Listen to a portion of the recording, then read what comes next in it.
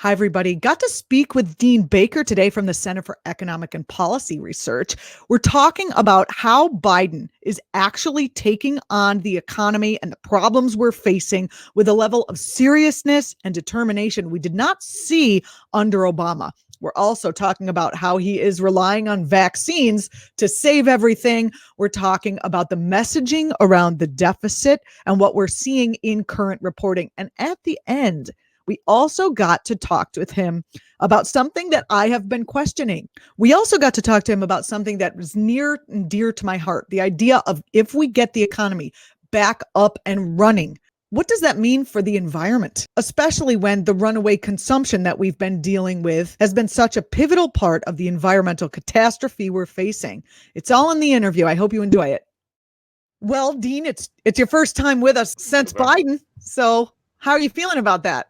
I'm feeling fantastic. I mean, look, anyone I think in their right mind was looking forward to Trump leaving office, but especially after his little coup attempt on the 6th, I mean, this guy is totally nuts. So getting him out and look, it's not just Trump out. I mean, I've been very happy with Biden's picks. He has a lot of good people, really surprisingly good. Wait, he has a lot of very fine people, you're saying?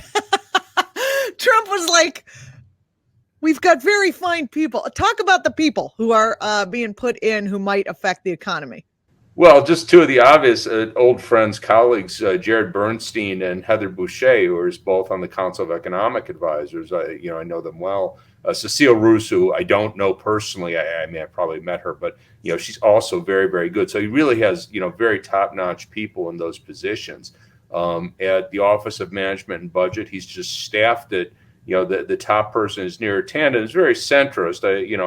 Not my first choice, but she's fine.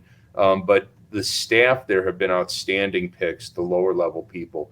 Labor Department. Oh, I should mention one in particular, Sam Bagnestos. I'm probably mangling his last name, but he's going to be chief counsel there. Very progressive, very sharp lawyer, just an outstanding pick. Labor Department, the people he's been putting in there, again, just very, very good people. With good and progressive people in these positions, what can we look for? Well, I mean, there's two things. Obviously, everyone focuses on a legislative agenda, and we're hoping that he can get a big stimulus, a rescue package through Congress. We're hoping he can get a higher minimum wage. Those are good and important things. But there's 1,001 regulatory issues that are hugely important, and these are often overlooked because they don't get a lot of attention. It's mostly kind of nerdy sort of things. But there are things like how easy is it for workers to organize a union? And again, this is one of the great things. I and many of my friends were just thrilled. I'm forgetting his name, but the general counsel at the Labor Department, the Trump appointee, is horrible. I mean, literally, he has a history dating back to breaking the Patco strike. I mean, he's just horribly anti-union, totally undermining the efforts. I'm sorry, National Labor Relations, General Counsel of National Labor Relations Board, totally undermining the efforts to organize of workers everywhere. And Biden requested his resignation. He said no. Biden said, "You're fired." I was trying to do it the polite way, but GTFO, if you know what I mean. Yeah. So this has showed a level of determination and seriousness that we just didn't see with the Obama. I mean, Obama was trying to be nice, and these are not nice people. So, it's not, we've been hearing all this talk, the Republicans saying, oh, we want unity, we have to be conciliatory. Half of them, more than half of their congressional delegation don't even recognize that Biden won a fair election. Now, how do you, yeah, nonsense. Unity, my butt. Biden recognizes this. So, I mean, I think it's fine that he gets out there and says, unity, we want to work together, but he's playing hardball, and he understands what's going on here. So it's January 25th. Many Americans, including myself, are starting to do our taxes. Democratic lawmakers are drafting legislation as part of Biden's economic stimulus to expand the child tax credit to $3,000 a year. Do you think it's a good idea? Like, how does this boost the economy? How am I going to feel this? Well, I think it's a really, really good idea. It's, just to be clear, it would boost it to $3,000 a year for children under 17, and then if you have children under 7, so I think it goes up to 6. I won't absolutely swear to that, but I'm pretty sure it goes up to. So that makes a huge difference for low and moderate income families. And And it's the point of that is so we can afford childcare. Is that right? Well, that's part of it. I mean, it's, for low, moderate income families, obviously they're really struggling. So it could help with childcare, but it just helps with everything. And, some calculations, Columbia University, there was a study that came out, showed this plan would reduce the child poverty rate by 50%. Oh, Um, that's pretty good deal, so it's not as though, okay, you're over the poverty line by $100, you're doing great. But point is, that's making a real difference in a lot of people's lives. and this So, also, helps the Republicans undermine the Republicans' talking point of like, oh, you're just giving out free money to the poor people. We don't like that. But because in order to earn a tax credit, you have to have worked, right, a job over the last year into which you paid taxes. this is a fully refundable credit, so I'm not 100% positive of the qualifications on it. So you may have some people who don't work. I mean, the fact of the matter is, as much as the Republicans like to yell about, loafers, this and that, we don't have many people that fit that boat. So if you say how many people with kids didn't work at all last year, Mm. that's very few. So, again, I'm not up to date on exactly what the qualifications are for the credit, but it is supposed to be very broadly based. And there could be some people that didn't work, but the reality Well, is in that, the 2020, there's a lot of people who didn't work. yeah, well, no, that's true. That's true. And, so that would be a problem if, that was your criteria for 2020. Obviously, in a more normal year, very few people go a whole year without working at all. But generally speaking, most people are ignorant to tax credit policy. So it works in terms, it works right in terms of, I'm sorry, Well, I you hear a want little bit of an people to know echo. what So they're I'm trying getting. to, I mean, one of the all-time, to my mind, all-time, political blunders ever done was in the Obama administration. They had their make work pay tax credit, which was $400 for most workers. I mean, there's some cutoffs not worth going into, but rather than just sending people a check, that this was done in the W. Bush administration. Sent everyone a $300 check. I got one. You saw it in the mail. Like it, not like it, whatever. But you saw it. But they decided it was going to be a clever thing that rather than sending people a $400 check, they would reduce their deductions. So you have a certain amount taken out of your paycheck every month or every week, whatever your pay period is. So rather than giving you $400, they decided that, oh, we'll just, you'll get another $40. Well, it'll be 36, whatever the exact number in your monthly paycheck. So no one saw it. So people didn't realize that Obama had given them a tax cut. And there's polling on that. This isn't my speculation. There was polling on it. Almost no one recognized that Obama had given them a tax cut. And their rationale, because I know a lot of these people, their rationale was, well, we wanted people to spend it. And there was some research that they would spend more of it, a higher percentage of it, if it were given to them in their weekly or monthly paycheck than if it was just sent to them as a check.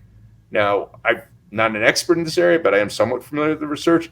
I think it's actually fairly ambiguous. But more importantly, the trivial difference, let's say that people spent another 5% of that, the economic impact of that would have been so trivial, it would have been lost. We couldn't even pick it up in the data. It was too trivial. So they lost a chance to get credit for a tax cut for this economic policy that, as policy, made really, I'd just say, very, very little sense. so we're speaking with Dean Baker, in case you're just joining us. Dean founded the Center for Economic Policy Research in 1999. And your blog, Beat the Press, provides commentary on economic reporting. Have you seen the big switch in terms of economic reporting around since Biden's been in office? Oftentimes we see these big, enormous switches in the way the economy is reported. Far, I can't say much. I mean, there have been some issues. This isn't economics per se, but Biden came out with his goal that he wants to vaccinate 100 people and 100 million people in 100 days. 100 people wouldn't be much, but 100 million people in 100 days. And some people have pressed him saying, well, that's really not that ambitious because we're almost up to a million a day now. In fact, we're over a million. I think the number for yesterday was like 1.1, 1.2 million. So they've been pressing him on that. That's, some people said, oh, why are you being so critical? I think that's totally fair. I mean, he should shoot bigger, and I'm sure he is. He's just making a goal that he knows he's going to meet and hopefully exceed by a large amount. Now, did they press Trump that way? It's a little hard because everything Trump said was so nutty. Trump said he was going to have 20 million people vaccinated by the end of 2020. maybe we had 1 million. I don't know what the exact number was, but we were nowhere in the ballpark at 20. So Trump, you almost can't cover them in the same way because Biden's actually putting out real, information, plausible numbers that you could say, well, is this right? Is this the best number? And, the media are being totally reasonable and, raising those questions. With Trump, they were just totally nuts. I mean, the numbers of things he was saying were just, totally crazy. So it was hard. You can't report them in the same way. I mean, you just have someone coming out there and saying nonsense. You can't deal with that in the same way as you have someone coming out there saying something that, again, it could be right, could be inaccurate, but it's a plausible number. So you have to change your reporting. There's no two ways about it. I recently spoke with a relative of mine who lives in a Sinclair Broadcasting soaked media economy and also watches Fox News. It was very sad. I felt very sad after the discussion because it was like we just started talking and then he went, never the twain shall meet. And her, what she said was, oh, well, the Democrats are just picking up where Trump left off on the vaccines. And I'm like, no, dude, he didn't have a plan at all. And then we just changed the subject to gardening. What's the reality here? Well, Trump didn't have a plan. I've heard that from people in the administration, both in the media and people I know. But also, he pretty much said that. I mean, he said it's up to the states. And, he said that openly. So it's not as though we're attributing things to him that somehow, are at odds with what he himself said. He said it's up to the states. I remember once he tweeted out, "Get it done." Well, that helps, I'm sure. Yeah, sure. So there was no plan. And, this is, again, one of the areas where the transition mattered, that Trump would not share information, his people would not share information with Biden's team. So they couldn't even begin to develop a plan. I mean, they were developing a plan, but they didn't know where we were. So they suddenly get there and they go, okay, so what are the stockpiles? Obvious question you need to know. How many vaccines do we have sitting there? So these are things they find out as soon as they get into office and not a minute before. We recently spoke to Stephanie Kelton here on the program. About the need for presidents to use deficit spending in order to stimulate the economy. Do you think Biden is going to do that, or is he going to get caught in the how will you pay for it trap? This is, again, another thing I was very pleased that he proposed a big $1.9 trillion package. That's a lot of money. I mean, it's, we're seeing these numbers thrown around, so it doesn't sound that big to people. But, I'm the one who always says put numbers in context. Well, President Obama came out in 2009 with his stimulus package, and he ended up getting about $700 billion. Now, the economy is much bigger. So what would that be? It'd be about $1.4 trillion in today's economy. So this is considerably bigger than what President Obama put on the table. And this is in a context where we're already running large deficits. So, that doesn't mean, nor should it, that he's never going to be concerned that the deficit could be too large, because it can be. There can be times where we overheat the economy. But, as I've been saying to my friends, the reporters I've talked to, we're so far from that. So could we be in a situation where we spend a huge amount of money and we start seeing major inflationary pressures and inflation's getting to that can happen. But we're just very, very far from that. It's kind of like the joke I make, if we're walking west or driving west in New Jersey, well, if we keep doing that, we're going to fall off into the Pacific Ocean. But most people driving west in New Jersey don't worry about that because they're pretty damn far from the Pacific Ocean. So it's not, yes, at some point we could have a deficit that's so large that it's really creating too much demand in the economy, but we're just not near that point now. Dean, how are we going to deal, as someone who follows reporting on economic issues, what do you think the best way is to get politicians, like what messaging can we use to get politicians, what can we point out to not fall into the how do you pay for it trap? Well, this has become almost a joke in the sense that we've seen again and again and again, Republicans presidents hugely increased the deficit. So that happened, of course, with Reagan. He came in with relatively modest deficits. The deficit hugely increased primarily because of his tax cuts, also big increases in military spending. Then we had George W. Bush come in, again, huge, big tax cuts, huge increase in military spending. And then again with Trump, the increase in military spending wasn't as large, but again, large tax cuts and big increases in debt, even before the pandemic. And then suddenly when Democrats get in the White House, deficits. And Right. we saw that with Clinton. We got to get the deficit down. We saw that with Obama, that, oh, we have to worry about the deficit. So it's just like, come on, Well, this there's is always a deficit. It just where the surplus from that deficit goes is different between parties. If it's a Republican administration, it goes to like rich people and corporations, and if it's Democrats, it also sometimes goes to corporations, but also you can get some, into the hands of the people as well. Yeah, so I mean, I think the main point here is that this is just a charade. That you can't go out building up big deficits for all the time a Republicans in office, and then decide as soon as the Democrats in the White House that the deficit's a problem. That's just a joke. And again, you did it once, you did it twice. Come on, we're not going And to I go. really wish the media would stop asking those bullshit questions. I'm sorry, but it Well, annoys they me. have been much better. I mean, I have to say the reporting has been much better, where they've been calling a lot of the Republicans who are suddenly yelling about deficits. They've been calling them on that you were just fine when you were just there. You passed the big Trump tax cut and you thought that was fine, and now you're saying you're worried about deficits. So they have been better. I mean, they still Okay, raise good. the issue, but they have been better in basically calling out the hypocrisy of Republicans who are just fine with deficits as long as Donald Trump was in the White No, House. but for me, that's not enough. Calling out the hypocrisy. Everyone knows they're hypocrites. Calling that doesn't do anything. It's like we need another way to talk about deficit spending that can get people off of this, like that a deficit is up to a certain point is bad. Yeah, well, the to my view, the focus, and again, I think the Biden people have been good on this. That the focus is on getting people employed, and Mhm. that's the idea that somehow we're better off with a smaller deficit, but we might have another 2, 3, 4 million people unemployed. That's crazy, and I think Biden's people have been very good in framing it that way. That we're talking about getting people employed, getting the economy back, near its capacity, and that has to be the priority. And the deficit just that's it doesn't mean anything really. I mean, that's literally, I'd say, that's an accurate description. It literally doesn't mean anything. Do you think working people can expect to benefit from an economic stimulus under the Biden administration more than under the Trump administration? I know we're getting another check here pretty soon, but what are your thoughts? Well, I'm hoping we'll get those checks. We'll have to see. I mean, one of the things that he's made front and center is increasing, both increasing the supplements from 300 weekly supplements for people getting unemployment benefits from $300 to $400, and then also extending the life of those programs, because those are scheduled to end now. I think it's the second week in March, somewhere in March, and that's a big deal. I mean, because obviously we still have a lot of unemployed people, and a lot of people can't work because of health issues, either themselves or in their family. So that's a really big deal.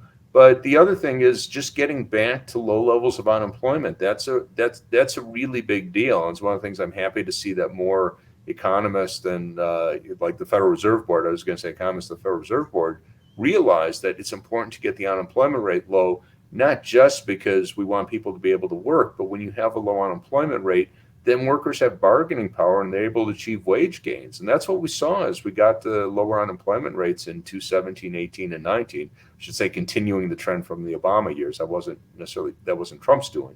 But in any case, we saw that workers at the middle and bottom of the pay ladder were seeing good wage gains. And if we could get back to somewhere, 4, 3.5% unemployment, maybe even better, workers will have bargaining power and they'll be able to see real wage growth, and that's a really big deal. Final question, Dean. What do you think that working people should push for in terms of economic relief as we go through this crisis? And how soon do you think that the Biden administration might be able to turn this around? Well, I think everything depends on getting the pandemic under control, and I've really appreciated the priority that the Biden administration's placed on that. So obviously, that means getting the vaccines out. And again, we were talking about this before. It's just mind-boggling that the Trump administration just punted. This is front and center. If we can get people vaccinated, they don't have to worry about getting the disease. They can go to work. They could go to restaurants. I mean, we Well, look there's like a lot of people on the far right that believe the vaccines are a tool of the oligarchy to remove your mind. My attitude on that is let's get the vaccines to the people who want it, try to get the information out there. But, I mean, better or worse, these are people that are already going to restaurants. So, Yeah, right. I mean, I don't want to see them get sick and die. I'm not being, No. I hope they will take the vaccine. but But our in this case, priority. hopefully the vaccine will protect the people who take the vaccine. And if you don't want to do that, you'd be risking your own Yeah, life, I right? mean, and this is again one of the things that I think hasn't been fully appreciated, particularly among those people. They're saying, "Oh, I don't want to wear a mask," individual choice. I'm saying, no, it's not an individual choice to drive drunk. So you want to get sick and die. I mean, I'd rather you didn't, but okay, fair enough. We could say that's an individual choice. But wearing a mask is about getting other people sick, Right. and you don't have a right to do that. They That's do not your not individual. see that shit. I mean, they don't see it. I don't know how they're missing this point. They really don't No, see well, it. I think part of it is some of the early, conversations around. I know I was turning on the TV and I said it was like wearing a seatbelt. I'm going, no, it's not like wearing a seatbelt, because I understand that. I mean, again, people should wear seatbelts, but I understand primarily if you don't wear the seatbelt, you're the one that dies. But in this case, no, it's driving drunk. That's Mhm. that's the that's so I think that the story wasn't well told early on, and that was a big problem. But anyhow, if we get the vaccines out widely, and he's being smart about taking other measures, increasing testing. I saw that CDC, the Center for Disease Control, is now requiring that everyone take a test before they go on a plane. This is these are smart measures that should help bring the pandemic under control quickly. And if we could do that, the economy is going to get largely back to where it was. Not saying everything will be fine, but the biggest hits, if we go, where is the economy hit hardest? It's overwhelmingly things like restaurants, hotels, places where you're coming into direct contact with other people, where obviously, in the middle of a raging pandemic, people are reluctant to do that. But if we can get it under control, those sectors will bounce back. I actually kind of fear our economy going back to the way it was because we had out of control consumption that is destroying our environment. I don't, this idea of getting it back to the way it was, sure, I'd like to take my kid to like Asbury Park and go to a restaurant and have her ride a merry-go-round. But at the same time, how can we, in good conscience, say that the economy that was before the pandemic is a great idea to go back to? I haven't really heard a lot of people other than environmental activists talking about how, hey, maybe we might want to, now that there's a pause, we might want to reconsider what economic growth looks like.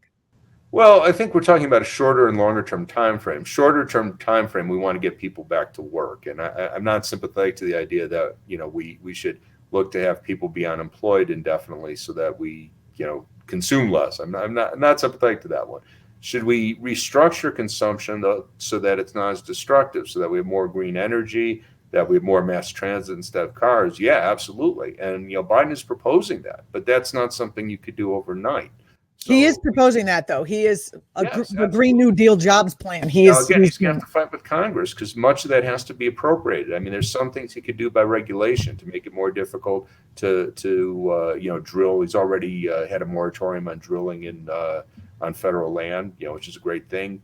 I'm not, by the way, I'm not saying keep everybody home and have no jobs. I No, just I feel like understand there's that. got to be some other I'm way. just making the point that to my view, getting people back to work isn't an option. We have to do that, and then at the same time, we have to be making longer term plans, and some of those aren't that long term. I mean, upping money for mass transit. I mean, I'd love to see free bus travel. I mean, that's I just don't. As I don't know long as why the that. buses are running on peat moss or whatever the best, Yeah, and we can do that the because it's best. not that expensive to get buses running. Well, originally natural gas, but electricity. I mean, we have electric buses. I mean, we don't for the most part, but we can It's have electric possible. buses. Right. So again, it's one of these things. Just from an economic standpoint, you go, okay, why don't we have bus transportation be free? I mean, ordinarily we're with the idea we're charging money is because we want to limit people using it.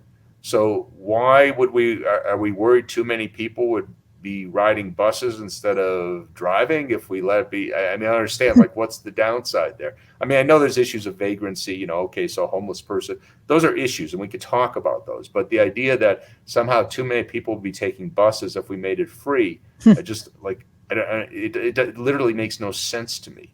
And of Right. course, having been a bus rider when I was in Washington, One of the things that slows down a bus is people get on there and they're getting their change out or their card out, or, I mean, you'd like to think everyone just go, oh, here, get on. But, the reality is a lot of people are fumbling through their bags and this, so you just speed up the bus service too, so that's the sort of thing that could be done quickly. I mean, other things, getting, to clean energy, that's a longer process, but we should be pushing. Well, the fossil fuel industry and the auto industry don't like free buses, Dean. That's true. Well, the auto industry is a mixed story because they can make the buses. Now, they won't make as much money in the buses as they do on the cars, but, they will still make money, so but yeah, I mean, that's the history as to why we haven't had free buses, is because they want us to, pay lots of money for their cars, but hopefully we could overcome that. Dean Baker, co-founder of the Center for Economic Policy Research. He is your areas of research include housing and macroeconomics. You have written many, many books, including one of my favorites, Rigged: How Globalization and the Rules of the Modern Economy Were Structured to Make the Rich Richer. I would like you to come back here and we can discuss globalization as it stands now. My understanding is that Biden is he's about to close some loopholes in the Buy American, I guess, program or whatever you want to call it, so that you actually have to have enough parts of the thing that you're making made in America in order to call it American made. Globalization, where we're at, maybe that can be our next topic, Dean. What do you think? Well, it's a possibility. Let's see where things stand in a month. Yeah, in a month. Beat the Press is where you can find Dean on his blog, or you can find him on Twitter at DeanBaker13 or at CEPRDC, obviously standing for Center for Economic and Policy Research, DC. Thanks a lot, Dean. I appreciate it so much. Great. Thanks for having me on. You're watching Act TV, obviously. Don't forget to subscribe to our channel. I'm Julianna Forlano. Follow me on Twitter. I say that all the time, and a few of you actually do. Follow Act TV across platforms. Thanks for watching.